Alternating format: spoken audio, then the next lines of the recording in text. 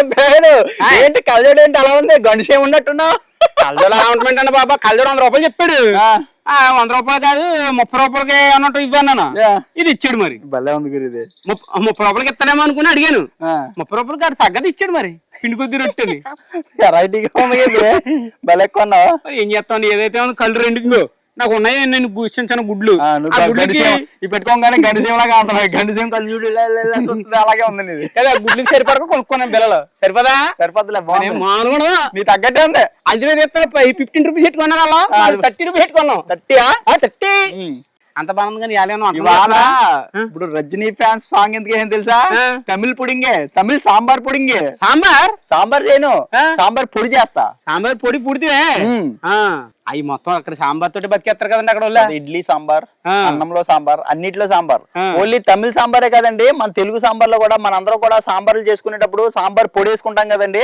నాకు ఎన్టీఆర్ సాంబార్ అంటారు తెలుసు ఎన్టీఆర్ అని అన్నిట్లో సాంబార్ పొడులు ఉంటాయండి ఆ పొడిని మనం ఇంట్లోనే స్వచ్ఛంగా హోమ్ మేడ్ సాంబార్ పొడి తయారు చేసుకోబోతున్నామండి అండి మా బావగారి పేరు సాంబార్ దగ్గరగా ఉంటది కదా సాంబార్ పొడి తయారు అసలు గుమ్మగుమ్మలు ఆడిపోద్దండి మీరు ప్యాకెట్ కొనుక్కోవాలంటే 30 రూపాయలు అవుద్ది మనం చక్కగా ఇంట్లో ఉన్న వస్తువులతో చేసుకుంటే అంత పొడి చేసుకున్నాం అంటే చాలా రోజులు వచ్చేద్దండి మనకి ఇప్పుడు ఆ సాంబార్ పొడి ఎలా తయారు చేసుకోవాలో చూద్దాం ఇంతకీ డాన్సులు ఎందుకు వేద్దాం అనుకుంటున్నారు మీరు ఫస్టే ప్రసాద్ అన్నాడండి రోజు మామూలుగా ఉంటే ఏం బాగుంటది స్టార్టింగ్ లో జబర్దస్త్ స్కిట్లు వాటిలోనే ఒక స్టెప్ వేసి వస్తారు కదండి ఎవరైనా మనం కూడా చిన్నది ఒక స్టెప్ వేసి ఎంటర్ అవుదాము బాగుంటది అని అన్నాడండి స్టెప్లు అయితే మాకు రావు ఏదో సరదాగా ట్రై చేస్తున్నాం చిన్న పెద్ద అడ్జస్ట్ అయిపోయింది మీరు ఏమనుకోకండి చెప్పను అలాగే వచ్చాను డాన్స్ చేశానండి దానికే నన్ను మన కుర్రోళ్ళు ఇద్దరు వచ్చి ఆపేస్తున్నారండి అంటే ఏంటి సార్ మీ దగ్గర మీరు డాన్స్ నేర్చుకుందాం వస్తున్నాం అన్నారండి అక్కడి నుంచి నాకు డాన్స్ నేర్చేసుకోవాలని ఇందులో ప్రాక్టీస్ చేస్తున్నాను ఇగో గమనిక ఈ డాన్స్ ని చూసి మీరు ఎటువంటి అగాయిత్యాలకి పాల్పడద్దు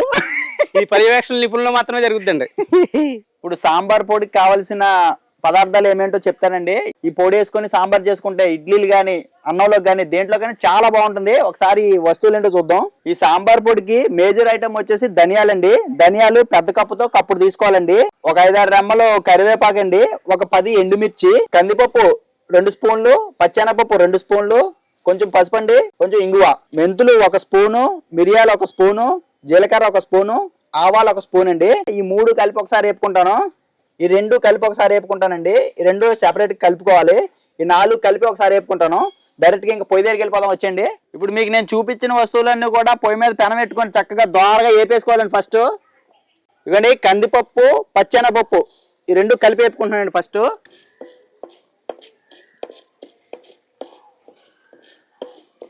ఇవ్వండి ఈ కందిపప్పు పచ్చెనపప్పు ఇలా దోరగా వేపుకోవాలండి దోరగా వేపుకొని తీసేసుకుంటున్నాను ఇవన్నీ మిరియాలు జీలకర్ర మెంతులు ఆవాలు ఈ 4 ఒక రౌండ్లో వేపుకుంటున్నానండి ఈ ఆవాలు జీలకర్ర చిటపెట్లు ఆడే వరకు వేపుకోవాలి తక్కువ మంట మీద వేపుకోవాలండి ఇప్పుడు మంచి సువాసన వస్తున్నాయి వేగిపోయినట్టే దీంట్లో కలిపేసుకుంటున్నాను ఇవి లాస్ట్లో ఈ కప్పు ధనియాలు వేపేసుకుంటున్నానండి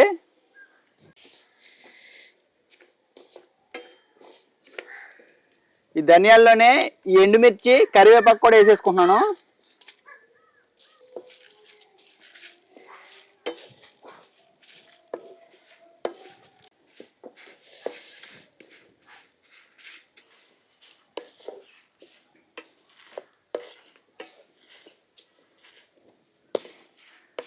తక్కువ మంట పెట్టుకొని వేపుకోవాలండి మాడిపోతాయి లేకపోతే ఇప్పుడు ధనియాలు మాడిపోయి మళ్ళీ మిరపకాయలు వేయకుండా ఉంటాయి అనమాట కొంచెం జాగ్రత్తగా పక్కకి అది ఇలా తీసుకుంటూ వేపుకుంటే ఈ ఎండుమిరపకాయలు కూడా బాగా వేగుతాయండి ఆ వేడికి ఓకే అండి ఇవి కూడా వేగిపోయినాయి సంతలోంచి పొత్తులు తెచ్చామండి అవి ఉడకబెట్టుకుంటున్నాం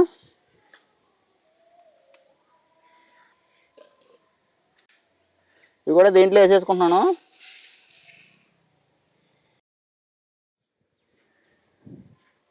ఇప్పుడు ఇవన్నీ కూడా పొడి చేసుకోవాలండి మీరు చేసుకునే పళ్ళం అయితే కనుక మిక్సీలో చేసుకోండి నేను రోల్లో చేసుకుంటున్నాను ఫస్ట్ ఎండుమిర్చి దంచేసుకుందాం ఎండుమిర్చి కరివేపాకు కూడా వేసేసుకోవచ్చండి నలిగిపోద్ది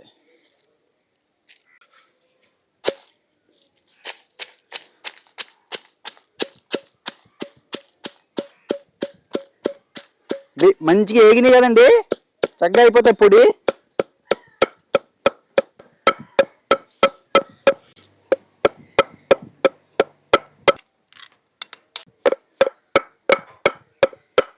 ఇవి ఇప్పుడు కొన్ని వేసుకొని దంచుకుంటారండి. మీరు మిక్సీలో అయితే ఒకటేసారి వేసేసుకొని మిక్సీ పట్టేసుకోవచ్చు పొడి.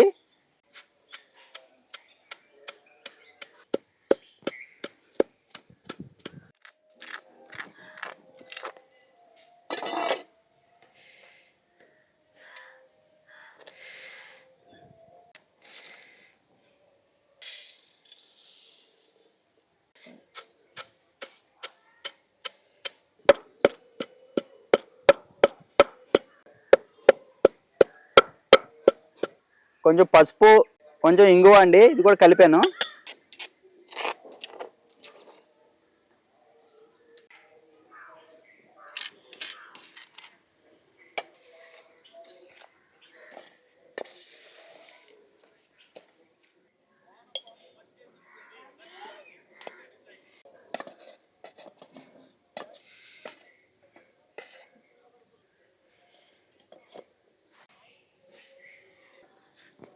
గుమగుమలాడే సాంబార్ పొడి రెడీ అండి.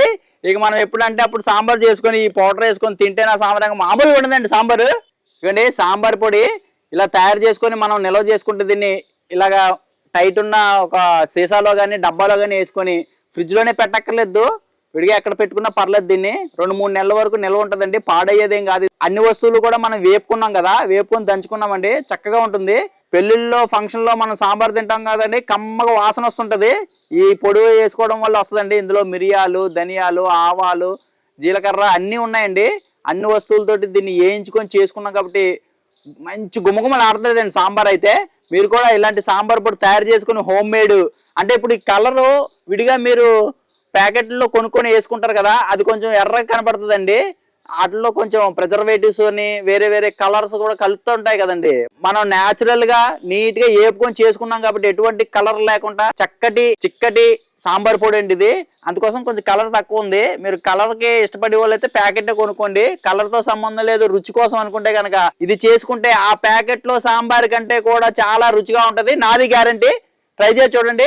వీడియో నచ్చితే లైక్ చేసి మా గోదావరి ఇంటి రుచుల ఛానల్ని సబ్స్క్రైబ్ చేసుకోండి. మా ప్రసాద్ పొలం వెళ్ళిపోయాడండి, ఇవాళ వంటలేదని చెప్పాను, వంటలేదని చెప్పేసి వెళ్ళిపోయి పని ఉందండి నాకు అనుకుంటే వెళ్ళిపోయాడు. అదే వంట ఉంటే కనుక ఇక్కడే కూర్చుంటాడండి. సరే రేపు చూసుకుంటాను ప్రసాద్ సంగతి. బాయ్ అండి మరి.